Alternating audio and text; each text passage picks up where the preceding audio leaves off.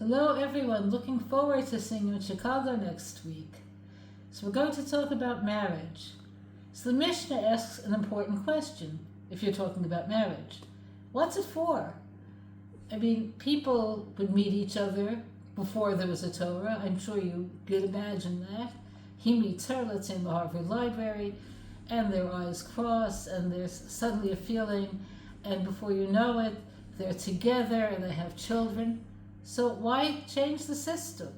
It must have been intact for many generations. In fact, the fact that there were many generations already tells you that there was attachment, and that the attachment goes beyond the attachment of animals who don't have families in the way that we use the word family is also clear from the way the text narrates.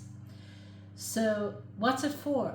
So the Mishnah answers itself. So what's added are all of the regulations of marriage, kiddushin, ketubah, etc. What does that mean? It means what's added are levels of giving and commitment, which tells you that for marriage to be Jewish, it has to have giving and commitment in ways that are tangible and definable and real. So the reason for this is the Gemara says the difference between a Jew and a non-Jew is that we're of the earth, not only of the heavens. They have the capacity to elevate that which is earthly and physical and immediate. And that's why their religions are transcendental. So marriage is not one or the other. It isn't just physical, just emotional pleasure, just better than being alone. Nor is it something to be avoided because it's physical, because it's by the nature of things exploitive to some degree. But you have to be able to take the physical and let it take you towards dveikus and towards real emotional and spiritual unity that can only take place where there's religion involved in it.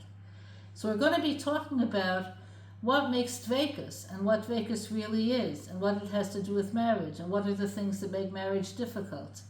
But realize one final thing. It's partnership.